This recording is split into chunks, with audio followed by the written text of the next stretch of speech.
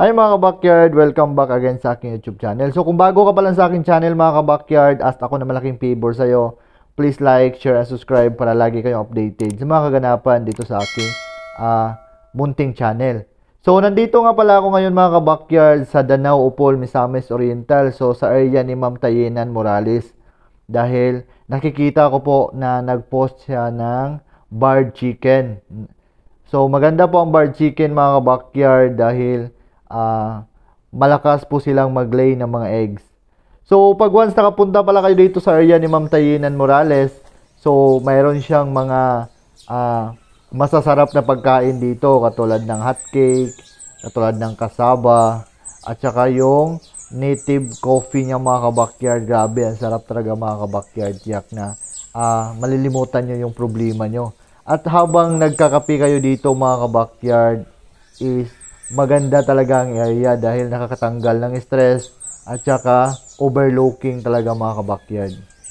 So pag once gusto nyo magpaluto ng mga native chickens mga kabakyard, so pwede din sila magluto ng mga native chickens sa inyo while nagkakape kayo at tumitingin sa magandang tanawin and then peaceful na area.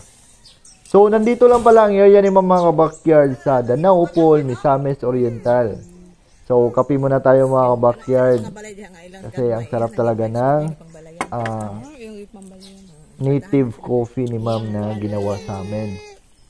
So, kumakain muna ako ng hotcake mga kabakyard kasi mamaya't maya pupunta kami doon sa manuka ni ma'am para maka-avail na ako sa barred chicken niya mga kabakyard. So, ayan, tapos na ako nagkape mga kabakyard. So, sinama ko yung asawa ko dito sa baba para matingnan naming dalawa ang alaga ni ma'am na mga barred chicken. At saka mayroon nga palang baboy si ma'am dito mga backyard. Actually, buntis daw itong baboy niya. At saka maganda din ang area niya mga backyard sa pag-alaga ng baboy dahil malayo po sa mga maraming tao. At saka peaceful po yung area. So ayan mga backyard, nakikita nyo na ang mga manok ni ma'am na mga barred chicken. So, ito po yung i-avail natin ngayon mga kabakyard. Actually, mag-avail ako ng 4 na mga barred chicken sa kanya dahil gusto kong ilagay ito sa aking munting backyard para mayroon akong manok na good for laying ng mga itlog. So, nasa 5 months old na pala ito mga kabakyard. At saka sabi ni ma'am dito, by the month of April is pwede na itong mag-lay ng mga itlog. At saka ang ipapakain ko pala dito is yung feeds na good for laying sa mga eggs nila. So ganito po kaganda mga kabakyard ang manuka ni ma'am dito. At saka mayroon na nga pala akong napili mga kabakyard. At saka maganda din yung katawan niya and then maganda din ang laki niya. So dito ko nga pala siya inilagay sa eco bag. Dahil walang carton si ma'am kaya sa eco bag ko na lang nilagay mga kabakyard. Actually okay naman mga kabakyard kahit sa eco bag ko ilagay dahil hindi naman masyadong malayo ang area ko sa area ni ma'am dito sa Danao, Upol, Misamis Oriental dahil nasa 30 minutes lang po yung biyahe from sa area ni ma'am going sa location ko po. So okay na to na dito ko ilagay sa eco bag. So, ayan mga kabakyard, nakakuha na nga pala ako ng 2 at saka pumili pa ako ng isa para i-partner ko dito sa mga nakuha ko. Saka ganda din ang katawan mga kabakyard.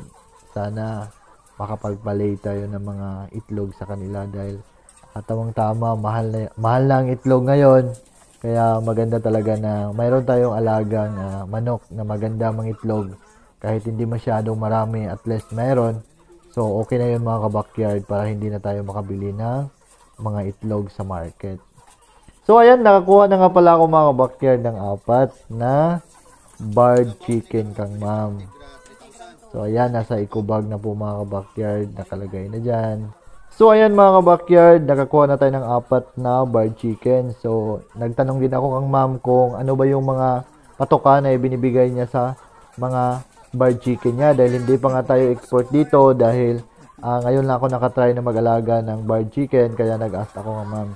So, kung sino po palang gustong mag-avail sa kanya mga barred chicken, mga kabakyard, so, mag-message lang kayo sa video na to o mag-comment kayo para i-refer ko kayo kay ma'am. So, dito na magtatapos ang vlog ko, mga kabakyard. Maraming salamat po sa panonood. Don't forget to like, share, and subscribe para lagi kayong updated sa mga kaganapan sa aking mga alaga sa bahay. So, pauwi na nga pala kami, mga kabakyard, sa asawa ko dahil meron ba kaming lakad ngayon. So, update ko na lang kayo, mga kabakyard, kung saan ko ito ilalagay sa aking munting backyard. Dahil ang plan ko dito, mga kabakyard, is gagawa pa ako ng kulungan sa kanila. Dahil sabi nga ni ma'am, by April is pwede na ito mag-lay ng mga eggs. Kaya, gagawa din ako ng another na kulungan. So, tapusin ko muna yung kulungan ko sa aking Polish pair na chicken para pagkatapos ko doon is mag-proceed naman ako dito sa mga barred chicken ko para makalay sila ng maayos and then meron din silang sapat na area para doon natin ilagay.